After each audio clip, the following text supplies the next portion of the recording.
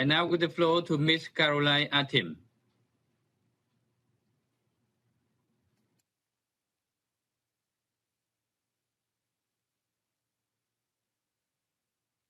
Thank you so much.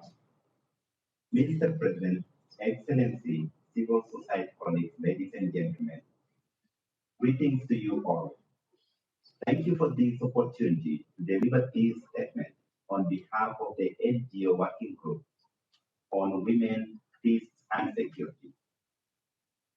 I am Caroline Atim, Executive Director of South Sudan Women with Disability Network, an organization working with women with disability and also working with the survivors of gender-based violence.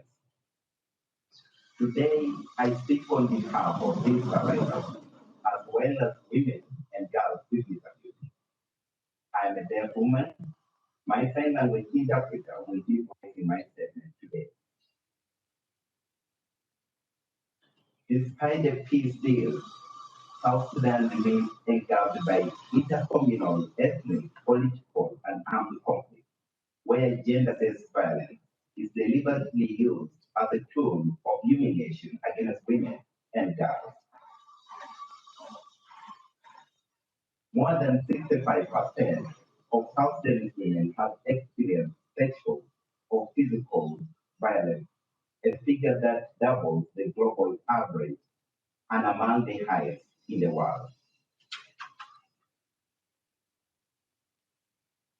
A little combination of impunity for perpetrators and deep-rooted inequality and discrimination means that sexual violence against women and girls is not taken serious as a crime.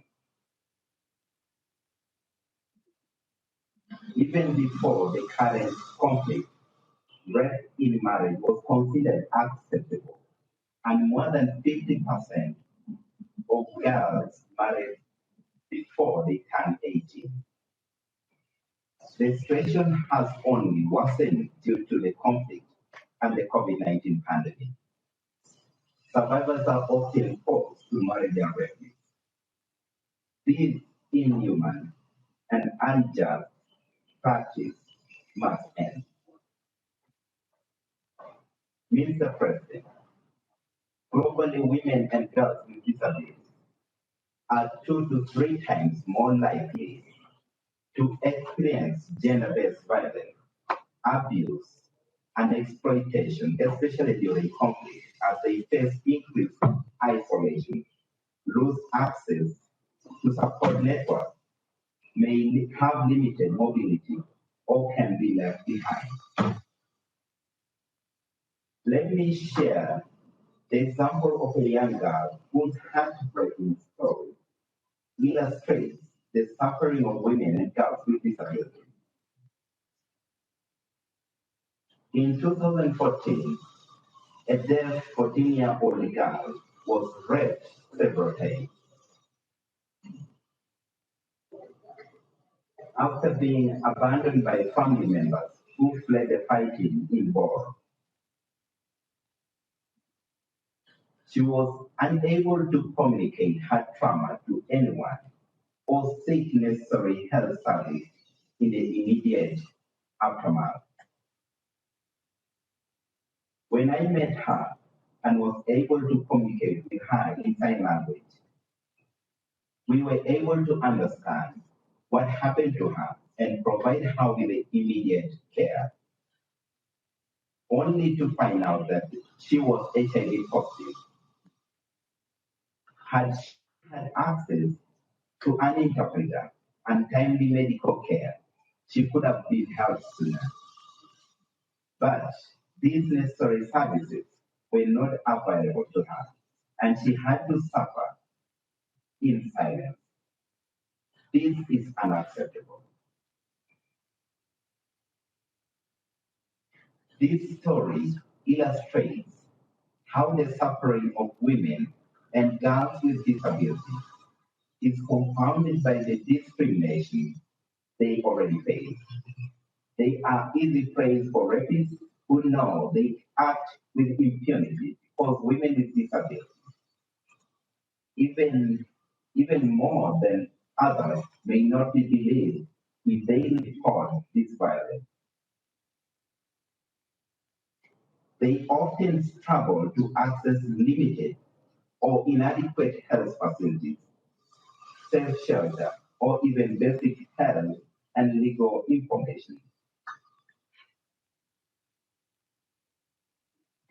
The COVID-19 pandemic has made these conditions even worse due to lockdown and interruption of services. And yet, response to gender-based violence often neglects the specific needs of women and girls with disabilities, and very limited data is systematically collected about our experience, including by the United Nations. Instead, there is lack of understanding of our rights, combined with stereotypes that we cannot make choices for ourselves and that our perspectives do not matter. In situations where survivors of sexual violence bear children, both the children and the women who bear or raise them can face stigma, discrimination, and devastating consequences due to the deep-rooted gender inequalities. These women often ostracized by their communities and abandoned, leaving them with few resources and long-lasting physical and psychosocial trauma. The only way to address the tragedy of these women and girls and their children is to address the prevailing inequality and protect their fundamental rights. The rights, experiences, and voices of survivors must be at the center of any response to gender-based violence. This includes survivors with disabilities. Survivors have fundamental rights that entitle them to services according to their specific needs. They must have access to comprehensive, accessible, and non-discriminatory services, including psychosocial, sexual, and reproductive health and rights, mental health care, access to legal services, and training to develop livelihood skills.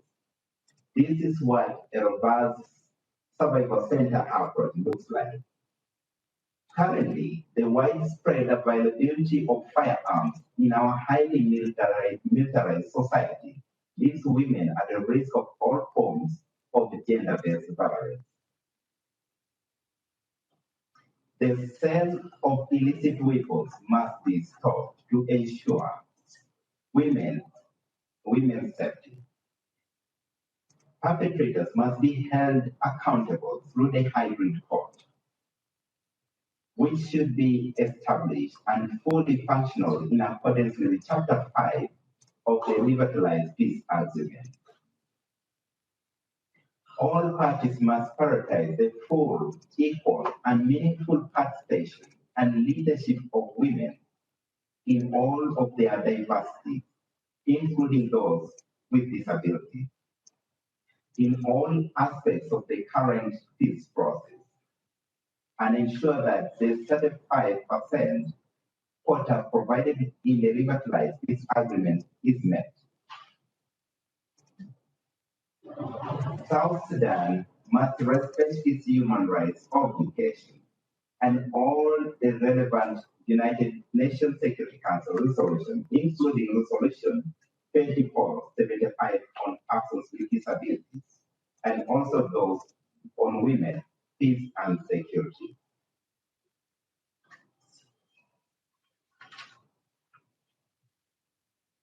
Mr. President, we need an end to war and violence in South Sudan.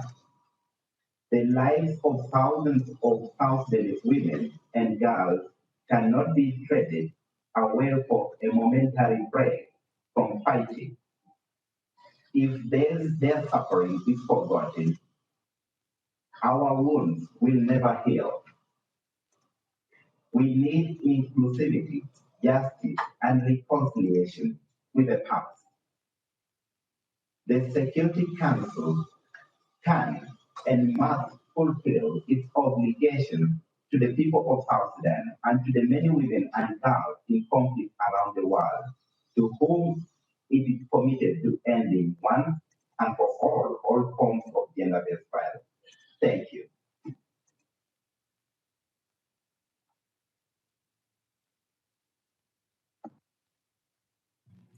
I thank Ms. Atim for her special briefing.